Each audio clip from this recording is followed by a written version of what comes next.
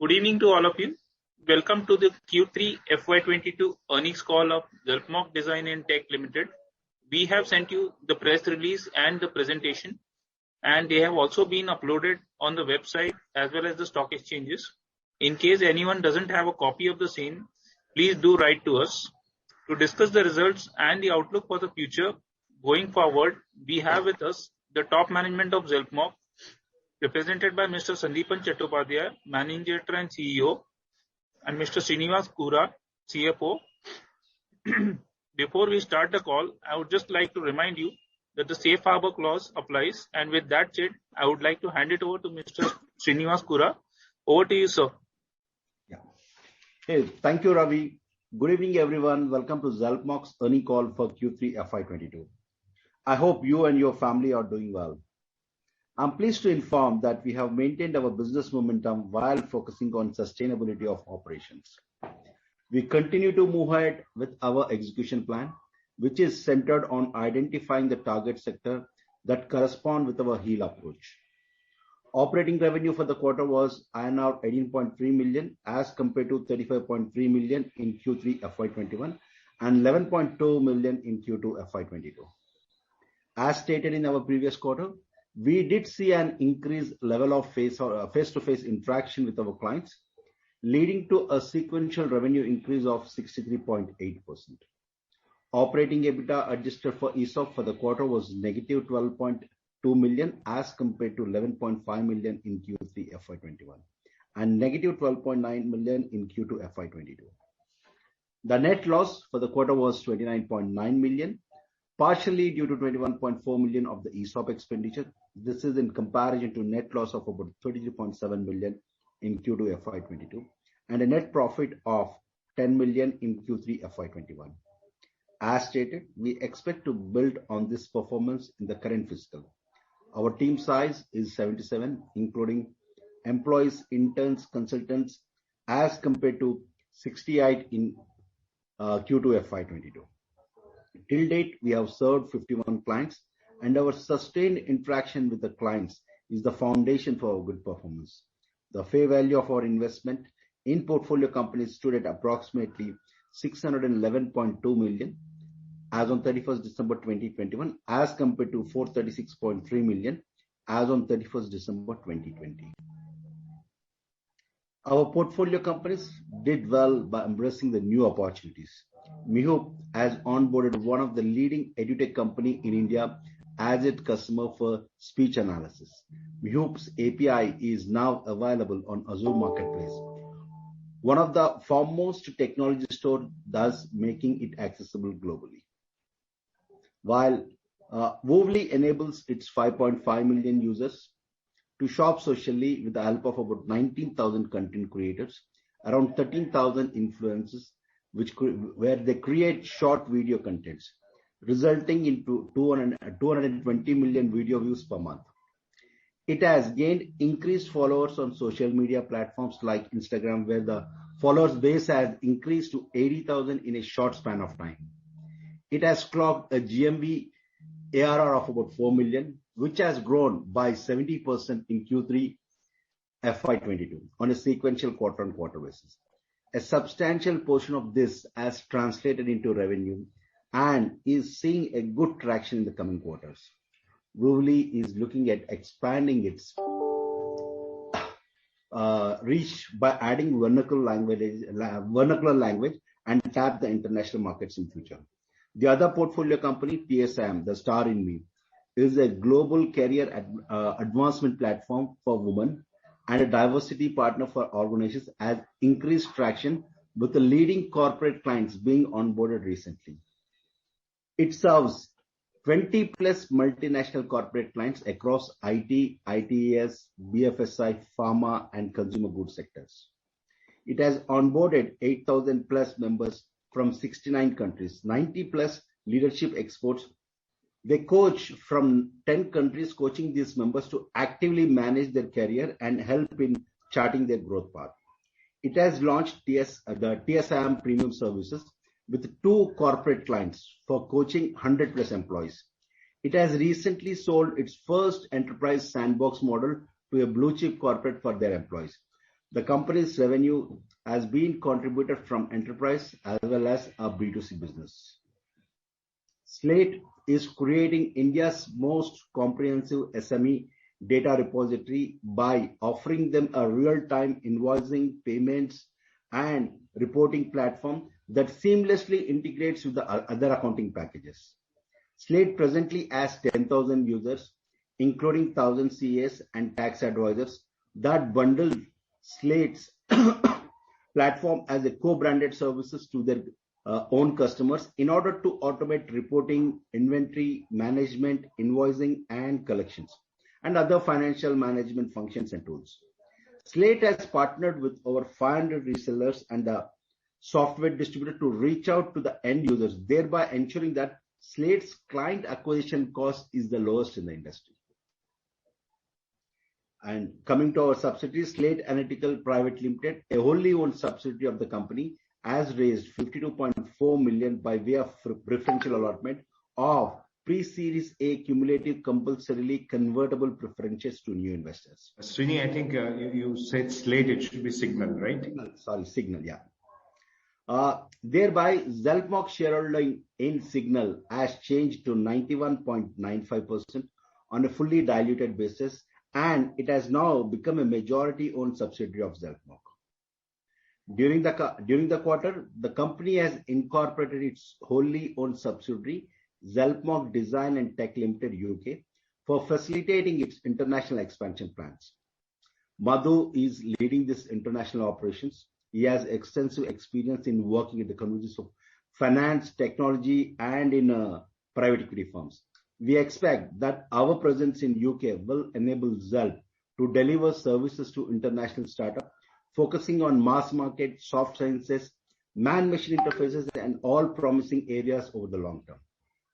We have also started our office in Hyderabad, which will provide further impetus to the company's operations going forward. Now, let me come to the outlook for the remaining fiscal of 2020. We see a promising growth in our portfolio companies. Given that they are concentrating on the two unaddressed area of the economy, we expect our investments, including in Fortigo, Mihu, Woovly, Signal, to expand their access and reach and enter the new generation of growth. We continue to maintain our cautiously optimistic outlook given the underlying economic volatility. With this, now I request Ravi to open the floor for question and answers. Thank you, sir. I may now request participants to raise their hand for the Q&A. In case please note that we'll be given first preference will be given to those who raise their hands on a first come first serve basis, and people who ask on the chat box they will be taken up last. We'll wait for a moment while the question queue assembles.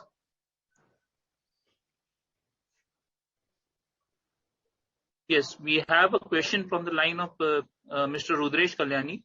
Mr. Rudresh, please go ahead. Hi, Sandeepan. I have got a couple of questions. See, as we get, am I audible? Yes, we can hear you clearly. Yeah. I was, as we are getting nearer to the cessation of revenue from the service domain, how much are we expecting from it 1 year down the line? And what will be the margins with respect to it? Srini should answer that question better because numbers and all are not something we can divulge that way. But frankly speaking, right now we are not in a position to comment anything on the future numbers. But yes, as far as the services, as the business is concerned, as we have commented in our previous analyst call, we are looking to see some traction Q1 of next financial year. Okay. And second question is about the customer churn rate as well as the reputation rate. See, the services part that we will take, we are not looking at high churn there. But in the past, what we have done were one-off projects and all, and they were more of solutions than anything else. So the nature of business would be slightly different from the new customers that we are trying to acquire and building the pipeline from there. And some of them would at least be long-term contracts. Till now, what we have done has mostly been innovation projects, which has had its own life, and then it sort of hand it over and we go along. I guess it'll be a mix of both this, but for sure we are looking at some long-term contracts which would have a tenure of more than a year, 2 years, a normal software practices. So that mix is going to come in from next financial year with the new customers coming in. That's it from my end. Thank you. Thank you, Rudresh. Thank you. The next question is from the line of Mr. Venkat. Mr. Venkat, I have unmuted you. Please go ahead.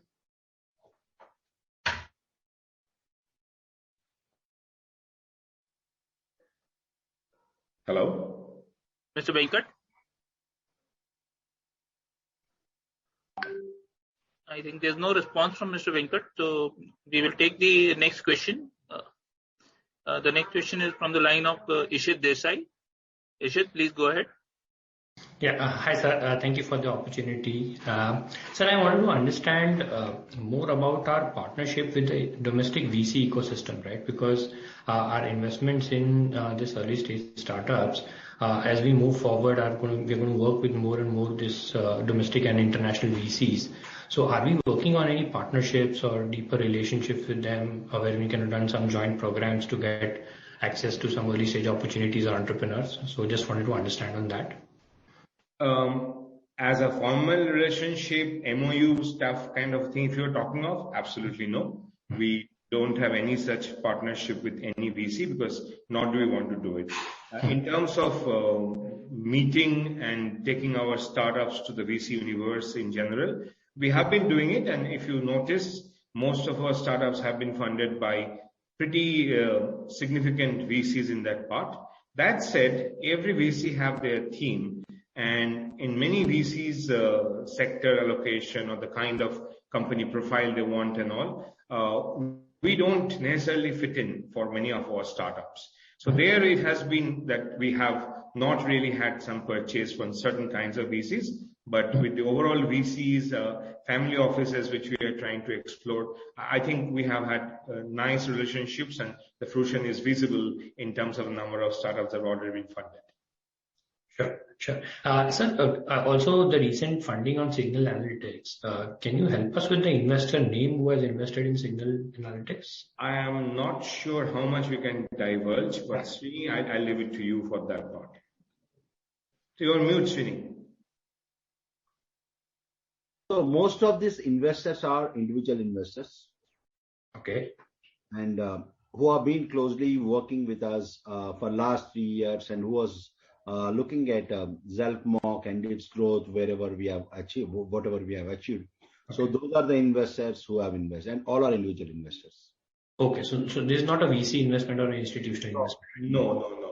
No. I don't think we are right now at this moment of time very keen on VC investment in Signal. Okay. Probably in the next to next round or so, then we will look at organized capital. Sure. So when I look at the number, it's still marked up at the book value. It's not marked up to the valuation at which you have raised money. Any specific reason for that? I could not get you. Yeah, the Signal Analytics valuation, it's still at the book value in the presentation, right? Yeah. Where you've raised in at a 60 crore valuation. Any specific reason of not marking it up? So basically for associate entities and to your subsidiaries, it has to be at the cost price, not at the market price as per the accounting standard. And whatever investments, in case if you have in any of the associates or subsidiaries, you will see at cost, not at the market value. Even for FMV, right? Yeah. Okay. So, do I have space for some more questions, or should I come back in the queue? Yeah, you can ask one question. Sure. I think that's fine. Yeah. So one thing I want to understand, sir, in terms of our portfolio, if we were to break up between companies which are at before MVP, pre-revenue and generating revenue. So what will the breakup say roughly? I'm not looking for an exact number, but what will the broader contribution amongst that? I guess now that we have some maturity, I would say 30% are pre-revenue and 70% are post-revenue. but not necessarily that they're not burning. Most of them are burning still. I think we will see as we had said, that this year would be a transition year. Some of our startups would move into operating positivity. Understood. Noted. I'll come back in the queue. Thank you. Thank you. The next question we have is from Mr. Venkat. Mr. Venkat, I have unmuted you. Please go ahead. For the opportunity, sir, the question is, we made like $11 or $12 million revenue for this particular quarter. So, what would be the intangible revenue? Say, for instance, when our resources when our team members rather work in other companies, so there is a value associated for their work, right? Per hour or per day rates. So there should be some additional income that must have accrued. So what is that additional value that you actually associate? We don't account it that way. So as you rightly said, there are certain parts of it which there is a margin built into it, and we don't hold equity in those parts. And where we hold equity, we are doing it at a cost factor where margins are non-existent, right? So effectively, there we are sort of monetizing it over time on the way the company is growing and the way the valuation of that company is growing. On a month-on-month basis, it's difficult to accumulate that and give a benchmark to it because the chance of success or failure depends on how that startup would do. That's why we do it in a lump sum. And the result of that intangible gain that you were saying is basically palpable in the portfolio value increase of our holdings. But all of the profit comes from the non-portfolio company services that we do basically. So in a way, the normal services are the ones which subsidize the portfolio services. And to Venkat, to add what Sandeepan said, basically we don't do that, deploy 5 resources to an X company and charge them about 20% margin over and above their cost. We don't do that. Basically, whatever do is we build an end-to-end solution, even if it is on a services base, and that too, unless and until there is some sort of an innovation which we can use it for our startups. Yeah. So how do we value the contribution of the team members actually? Because, we are just charging whatever, you mean to say that we are charging just, cost to the employee? Is that what we are saying? To the startup ecosystem where we hold equity, yes, we are charging the cost of the employee, including the overheads, just as a zero-sum game. Whereas when we are doing services project, there is a markup or overall margin that we make on the overall, not at a per employee basis, but on the overall effort that we have put in, there is a markup and there's a profit margin to that part. So, what is the service component out of this one, and what is the? It's the customer type. Everything is a service. The customer type determines. Broadly, there are projects where we don't have any equity. That's pure service. We are not doing it for any other reason but for profit. Okay. So if I take this number on an annualized basis, per employee revenue is coming to like $12,675. So which to me looks very low actually for a company which is doing such high technology. So you have to add to that the portfolio increased value also, right? Divide that also by employee in that case. Yeah, but adding that as well, it will not add so much because we are just adding 61 more crores, right? Which again, we are not monetizing now. We would monetize it whenever but 61 whenever it goes to public or something like that, or whenever somebody buys the equity from us. Yeah, that is the whole point of this company. But the 61 crores divided by 75 heads is quite a significant bump, right? On the $12,000 that you said. So that might add another $10,000 or $20,000. Not much actually. For analytics. See, when I look at the competing companies, which are in similar field, I don't want to name those companies, but No, absolutely. they are They're anywhere between fantastic $65,000 to $75,000 per hour, Yep. per year. Yep. So, Venkat, So frankly, how do we fill this gap? Yeah. We don't. We are looking at the value creation completely. And wherever we are doing profit, I'm sure we are at par with them. Wherever we are taking the part of creating wealth, there we are playing the long weight game. That's the risk we are taking. Okay.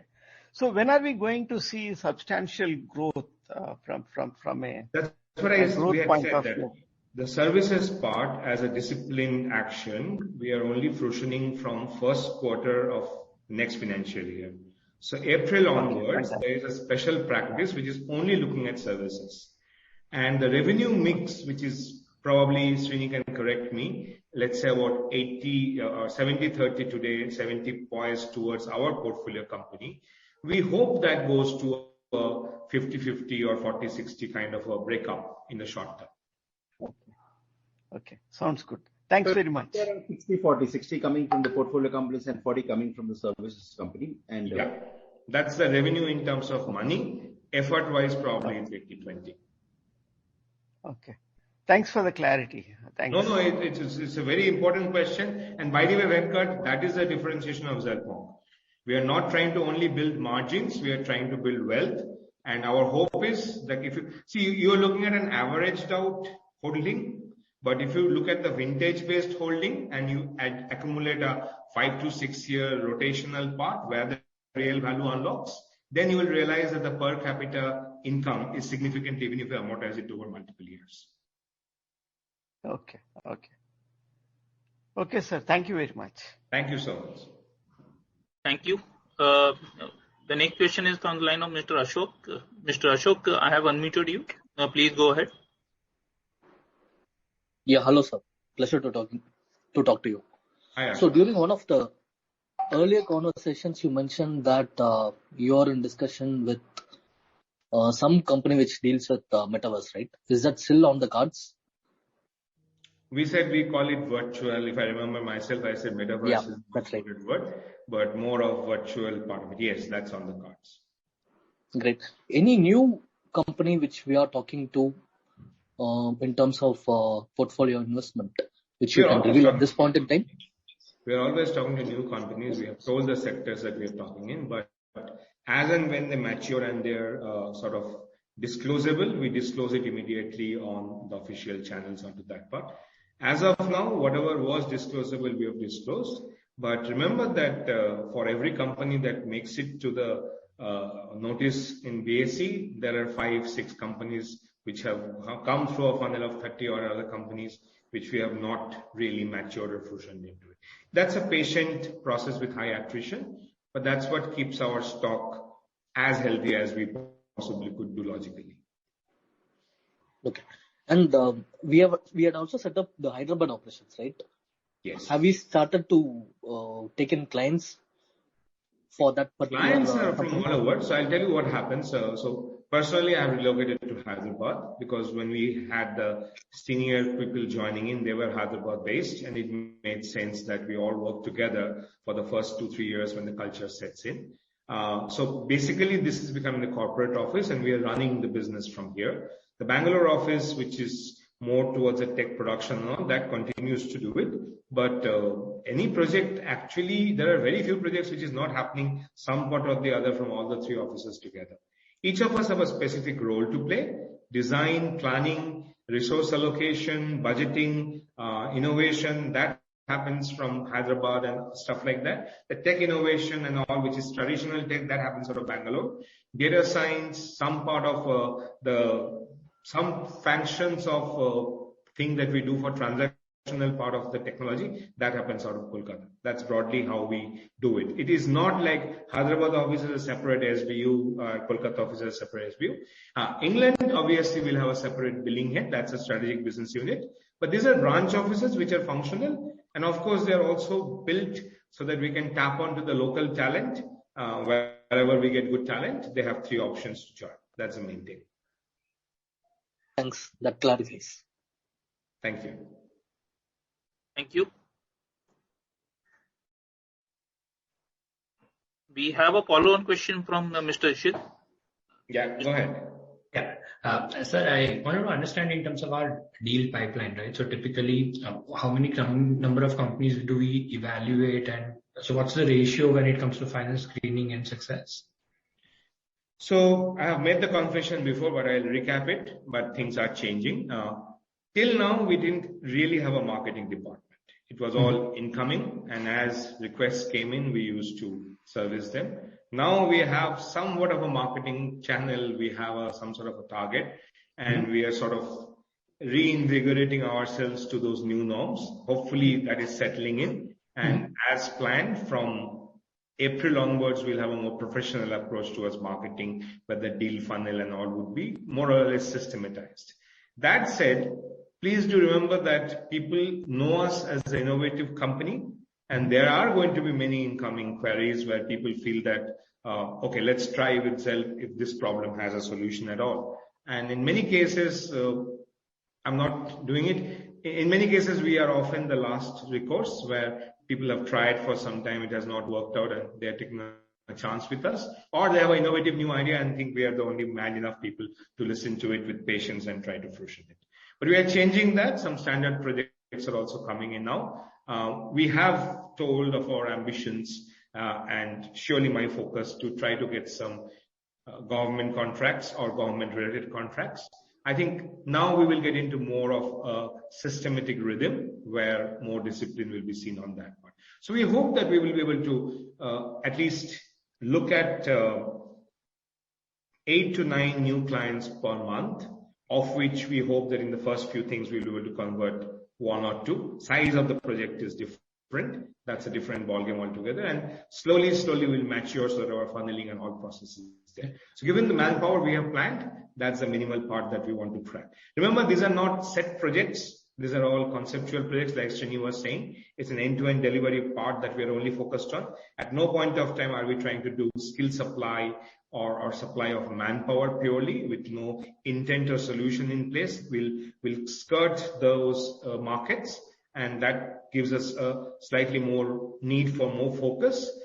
That's the part that we are happy with. Coming back to your question, we have had, this is something I can disclose. We have had some success already in the UK and US markets. There are projects which are ongoing, and they have been onboarded in the recent past. And I think we more or less are sticking to our plans. We will see how it goes. But till now, nothing worrisome beyond what we have planned. But of course, we are always greedy. We hope we can strive and push it more and grow at a faster pace. So thank you. I think my question was more around the startups and portfolio companies, right? How many you typically evaluate before investing? Sorry. No worries. See, deal pipeline and all, typically we only put because startups we take with a very different respect level. Now, in startups, I've explained before that we have set themes and set sectors that we do it. The commonality is they're all data science dependent, and they're targeted to the next 500 millions. Okay. And more or less, we stick to the fortes of health, education, agriculture, and livelihood. If you look at our current portfolio, you will see that education has been the main focus in the last 7-8 months mostly, whereas in medical we almost have non-existent, so that should tell you the gaps we are going to over-focus and fulfill. Now, we don't have a number that we keep in mind. We keep our wires hot and are constantly meeting with entrepreneurs and all. They're the kind of people we get to finally get excited to work with. That is like a 3 to 5% chances. We keep on meeting startups and all, but unlike a financial event, we actually have to see a lot of psychological parts that we can add value to them. We respect each other. We can work with each other. So that is there. That said, even there we are trying to discipline. There are very, very senior people who have joined, who have we have discussed the value of, and we are learning the value of discipline and having a target. I think we would see some numbers per quarter basis coming. Probably from the next quarter, we'll have a better plan. And as and when we have a plan, as and we'll have an action plan, what we are going to do, we are going to tell it to you people and then do it. We're not going to hide it and then try to do it. So, Srini, if you have something to add, I don't know how much more. That's perfectly fine. Yeah. Yeah. And sir, in terms of number of investments made, I'm only talking about startup portfolios now. How many write-offs or how many valuations have been lower down when we have a lower round, and how many in terms of percentage of total investments made or numbers, whichever is. Yeah, broadly, percentage-wise, I can tell you it's between 25 and 33. That's my thing. The exact numbers Srini can probably tell. You're on mute, Srini. You're on mute. Yeah, basically what we do is we do look at every quarter on a quarter basis the performance of the portfolio companies. In case if they are not going anywhere or if they are in the right direction, we do write off. That's the reason why in case if you look at our balance sheet, maybe every year you will see one or two portfolio companies which are written off. Or in case if they are not going anywhere, at times if there is an opportunity, we also do an exit. Understood. Sure. And sir, have you looked at trying to expanding bandwidth to sectors like, say, direct to consumer, which again has a very strong data science role to play, wherein data customer feedbacks are of great importance, which are of retail industries. Have you looked at going beyond some of these industries and looking at all the time? As I said, that we don't look at sectors per se. As long as the basic tenets are made that we are serving the next 500 million primarily, and it's affecting one of those health, education, agriculture, livelihood sectors, or in general purpose technology, something which is multilingual or video, audio based. We are always looking on. So we look for the entrepreneur more than the sector focus, to be very frank. And yes, they happen to be in these sectors and all. For example, D2C is a marketing buzzword. What he explained about Woobly and all, it's an enabler of D2C. So we already have something on that space. Would we look very eagerly at someone who's trying to do an D2C venture in, let's say, a kind of a input supply to farmers? Absolutely. We'd be excited to work with such a partner, but the entrepreneur has to make sense to us. Sure. And last question from my side, sir. In your existing portfolios, right? Someone who is at very recent stage but getting very good traction or something you're very excited about, given the initial response. Are there any portfolio companies currently beyond the ones which you have mentioned, of course, which you've already not mentioned? A portfolio company, but the structure that we have formed for Signal and the response we have got, the kind of entrepreneurs we're getting to interact, some of the things that we are already more or less looking at closing. I think it has been a pretty good experience, much better than we thought. Sure.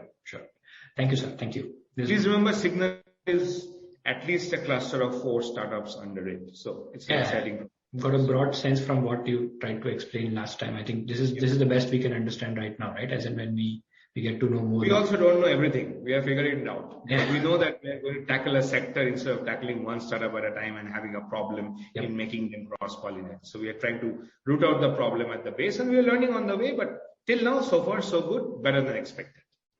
Understood. Perfect, sir. Thank you so much, and good from my side. Thank you. Thank you. Thanks, Ishit. The next question we have is from Dwanil Desai. Dwanil, please go ahead. Hi, Sandeepan. Good afternoon. You're able to hear me? Yes, Dwanil, go ahead. Yeah.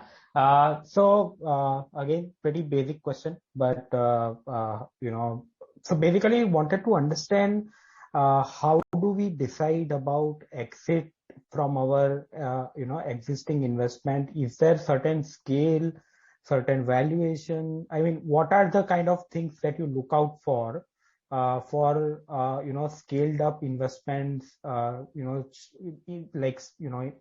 Money that we have put in has multiplied. What are the parameters on which you will decide that we will make an exit? And a follow up on that, or a related question on that, is that let's say there are investments which we are in 4th or 5th year, and they've scaled up, and we make an exit and we come out with a significant amount of cash. What do we do with that? I mean, is there any thought process around what can we do, what should we do with the money that you get from exit? Right.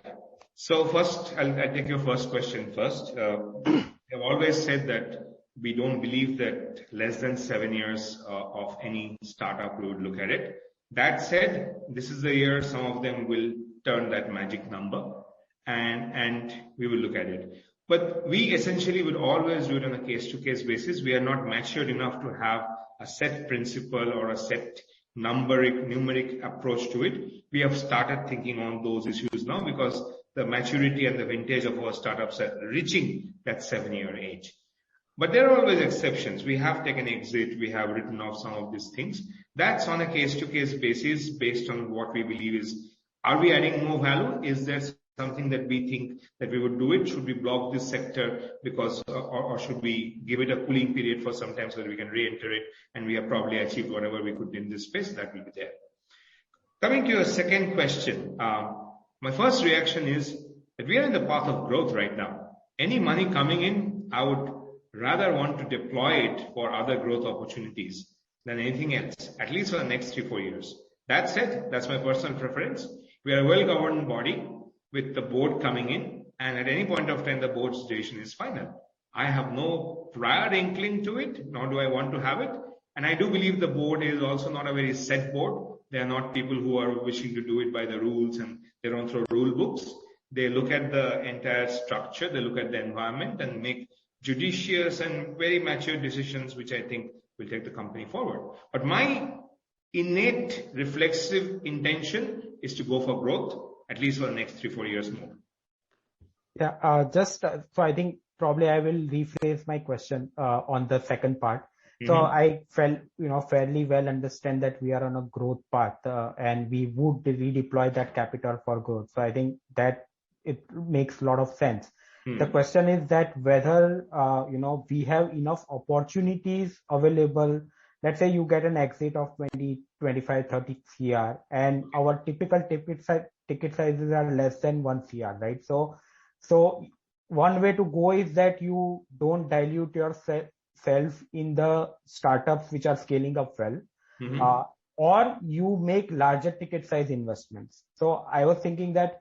Okay, or we don't take investments, right? That's also the third option. So if you look at, let's take the comparison of the latest instance that you have. Srini, how much is the signal raised right now? 5.24. Sorry, 5.24. So that means we could think of 5 signal-like structures. We have the idea capacity for that.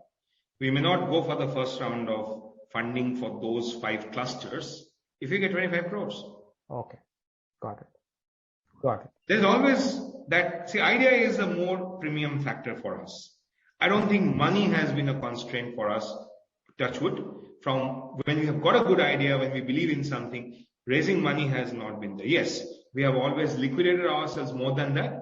I surely would focus on seed and pre-seed stage funding and deploy money as much as possible in that stage than try to do a secondary follow-up on existing investments intuitively. That said, there are some of these building blocks, which are our startups, which have strategic importance for us for our future plans. We may lend in our equity there if the situation arises, and if we have ample money to make significant debt.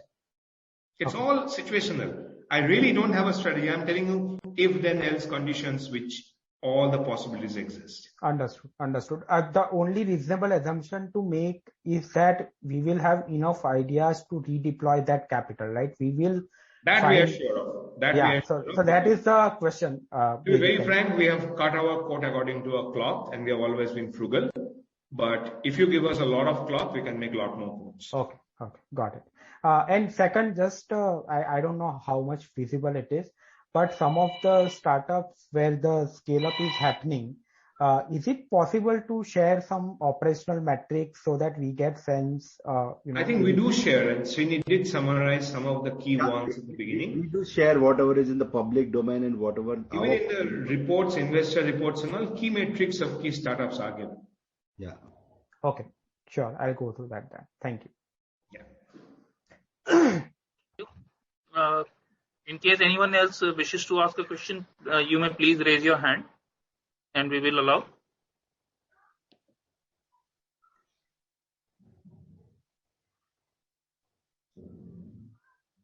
We'll wait for a moment. Sure.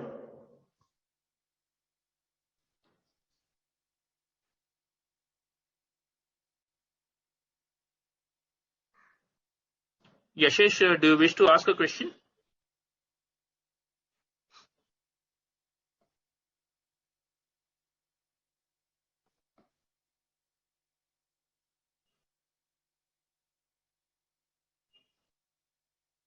Sudip, do you wish to ask any question?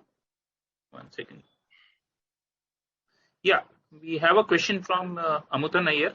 Amutan, please go ahead. Hello, good evening, and thank you for this opportunity. Hi, Amutan.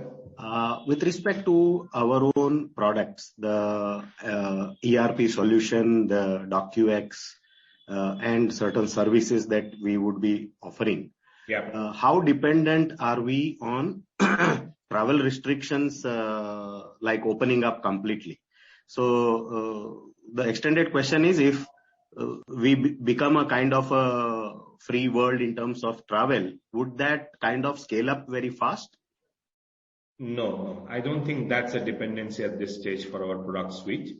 But it's a good question. Some of the interests and some of the pipelines and some of the existing customers who open overseas, we are taking this as a service project, but we're using some of those product components as of now.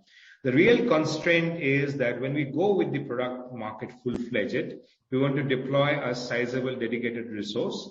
At this point of time, we've decided that it's better spent to have the management bandwidth and those resources focus on the servicing sector improvement and our portfolio companies for the moment. As I said, we next year, third quarter onwards, we'll relook at the product seriously. In between, if a good luck event happens and we get the chance, we'll exploit it. But as a focused intervention and our resource deployment, we don't see it happening before next year, third quarter. And the Hyderabad office, is it getting any extra manpower? Are we recruiting for the design development? We are recruiting people, and we are saying that you need to work with us in person. But you're free to choose any of the 3 locations, Kolkata, Hyderabad, or Bangalore. Certain functions like product design thinking and all, where the key management people, including myself, Srinivas, we are involved. Those positions are only for Hyderabad. Thank you so much. Thank you. Thank you, Mr. Iyer. Thank you. So I think there's a related question of Satyam coming up in the chat. I'll read out the question first. I'm Satyam Gupta. I'm shareholder of Xelp. We have 3 products. You plan to launch new products. We have not even launched those 3 products. We have just built it, and we plan to launch, yes, those 3 products. And there are space in our minds for 2-3 more products. One of them itself could be more of a venture by itself, which is 100% owned by Xelpmoc. There is one more from Hit Chandani. I'm not able to read the full name, it's not coming. Do we have a long-term vision where the revenues from our services business is used to invest in startups? Absolutely. If we make enough revenues, enough profits from that, then yes, we would do that part. Sir, attrition rate for Q3. Not very high, but we have had some attrition, and some of the attrition is kind of discipline-led. We have seen that some people are reluctant to come to work from office scenario back, and we are extremely stringent for our culture that is an absolute non-compromisable thing for us. In fact, the overall count has gone up from Q2 to Q3. Yeah, but attrition can happen and we could augment with more. We have had some attrition, but more on the fact that we believe in work together than work from home. And that's something that we are not letting any other precedents or any bad precedents or any special favor being done to anyone. Okay. There are some basic questions there. So the products are not launched yet. We are only providing services as of now. Okay, yes and no. The products are more like component inventorized now. There are components. When we provide a services business, we often use that component readily, and we prior intimate the customer and we showcase that, hey, we have these components ready. We'll extend these things to do it, but you still have to pay for the overall bill of it. Manish Agarwal asks, do we have geography-wise service revenue breakup? Srini? Yeah. So basically, in case if you are looking at India versus overseas, close to about 60% revenue comes from India and 40% comes from overseas for the previous quarter. Yeah. And sir, when will be profitable as sustainable basis? Profitable and we are unit economics profitable, but if you believe that when are we going to have green numbers only in our part, I think probably sometime next financial year, third quarter onwards, we can hope to have that part. So, Mr. Pawan, in case even if you look at it, like we do hire a lot of senior hires. If you look at breakup between the salary versus ESOP, we believe people who can be with us for a longer duration, who believes in creating wealth, that's why we give an ESOP. So if you look at even Q2 or Q3 or Q4, as we mentioned in the Q1 of this fiscal year, you will see ESOP expenses on higher side for even next fiscal year as well. But yes, as Mr. Sandeepan said, that you can see profitable even including ESOP in next fiscal year, maybe in Q3 or Q4. Yeah. So, do we have recurring license fee on the product components? No. As of now, no. We keep it as is. We don't give them upgrades naturally, unless it's a good customer we want to be in the good books of. We don't have a strategy for lifetime monetization of it. As of now, we are almost doing it like an OEM. Any crown jewel in the investment companies, if you can highlight that? Well, we are lucky. We have a multi-pronged thrown kind of a crown. So there are several. I think Srini has mentioned some of them. Personally, obviously, we always have highlighted some of the parts from impact point of view. I think the ones that we told, Woovly, Signal, Minhoop, of course, Fortigo, then Slate, they're all pretty good on that. TSIM has a very high impact part. So how we define jewels is completely, till now we are pretty happy with our quarter, and it's literally except correct. So honestly on that part. Any application managed service contract? Not as of now. Not as of now. Typically for now, what we are looking at those things in the services expansion.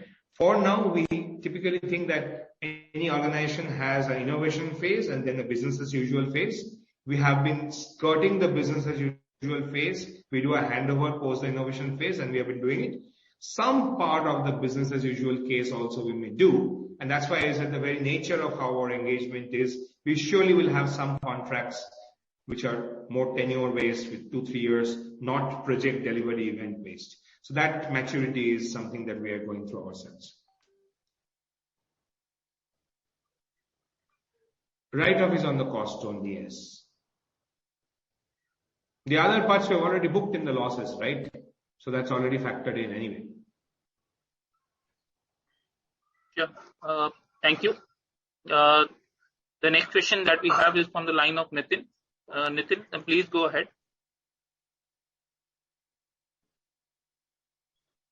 Nitin, you can please unmute yourself.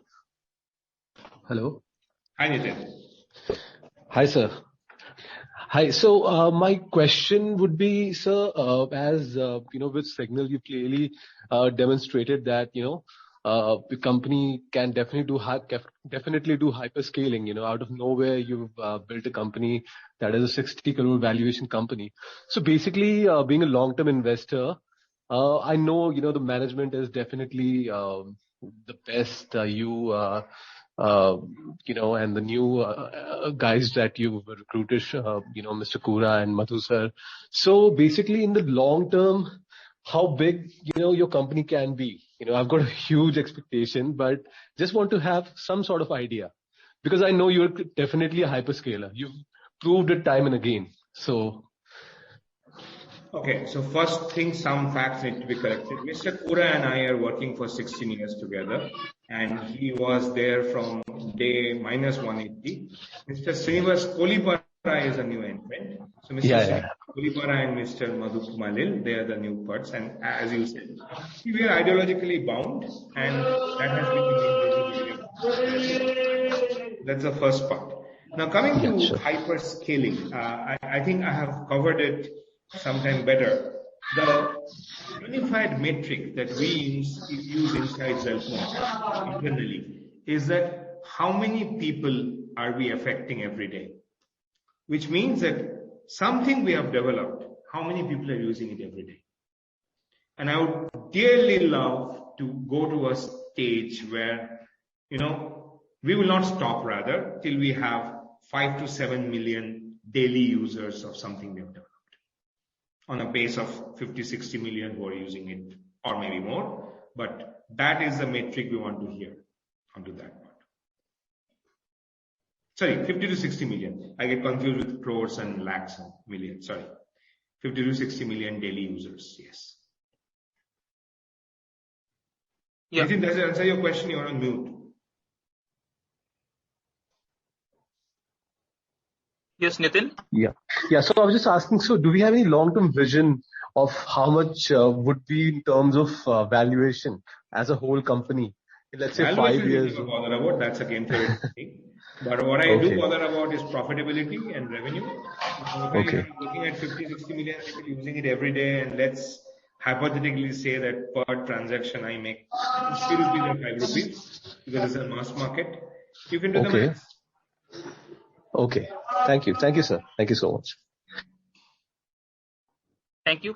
We have a couple of questions in the chat. Mr. Om Prakash Shah is asking how many quarters ESOPs is pending?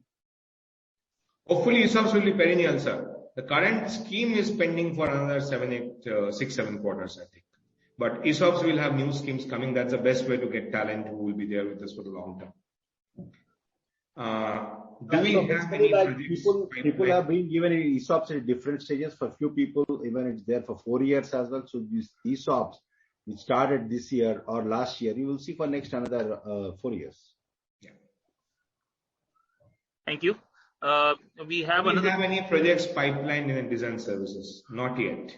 Not only in design, but we do see good scope there.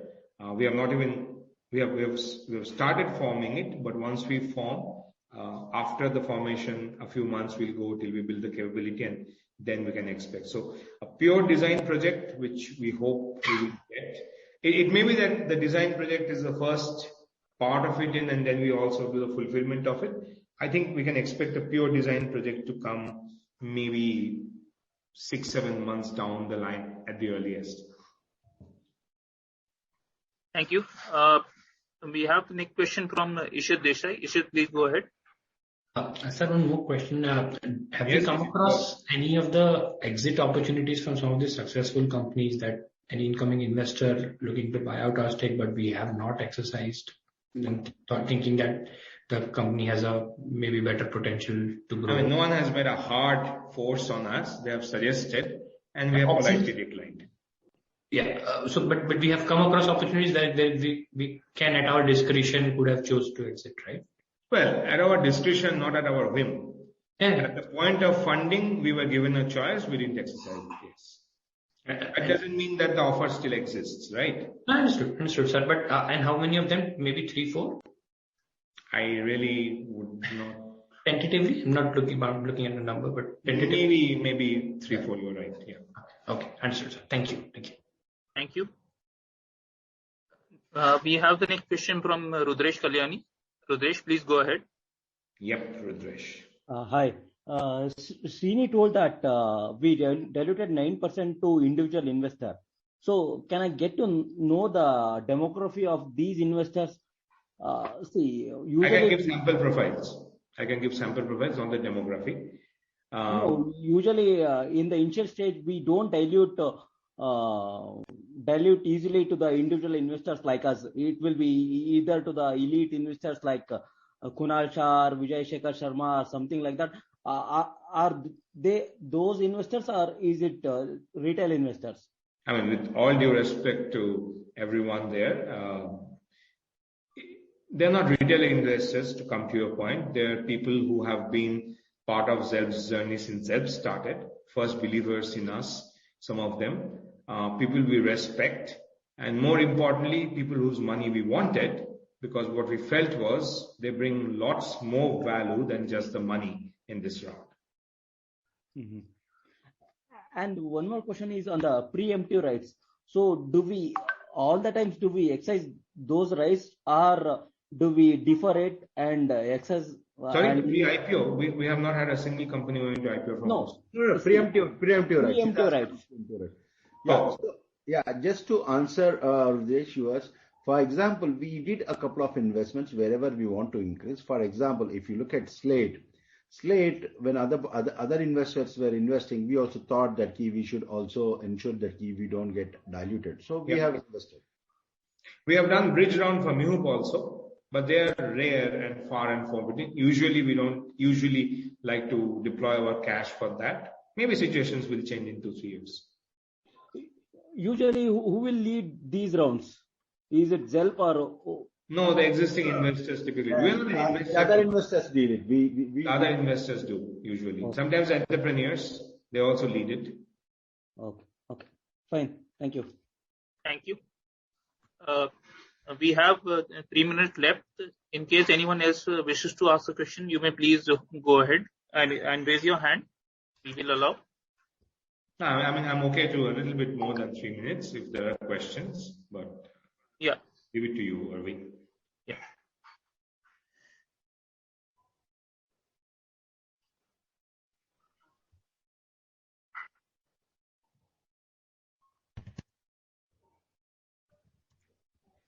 Yeah, we have a question in from Mr. Ravindra Yelappa. Did the funding round complete in Mihoop and Googly?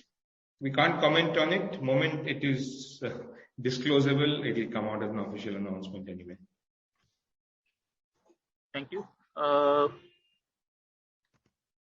Puneet Motihar, do you wish to ask a question?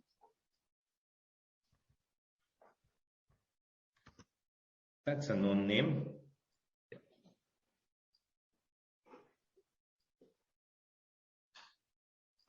Anyone else who wishes to ask a question? May please raise your hand. Yes, Samutan. I have. Yeah. So we normally revalue the book value of the investee companies every 2 quarters, I think September and March. Broadly, what other than like if they have not raised any funding in between, what parameters do we use at Xelpmoc to do that? So, sir, basically, one is we look at the last round of funding, and in last 3 months or in last 6 months, how is their performance? Are they on right traction when we spoke to them initially? Whether is there growth in their business model or not? Based on that, we relook at it. So, Muthan, the basic criteria is we look at consistency and adherence to the plan. So anything which is going onto the plan, if it's on the negative side, then we discount. If it's on the positive side, we stay status quo, conservative. Got it. Thank you. Thank you. In case anyone else wishes to ask a question, you may please raise your hand.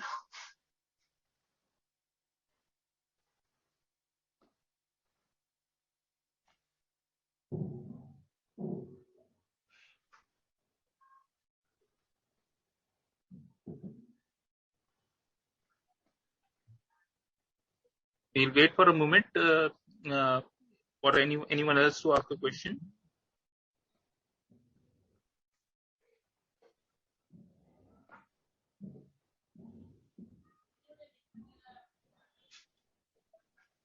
I think we are done. Yes, sir.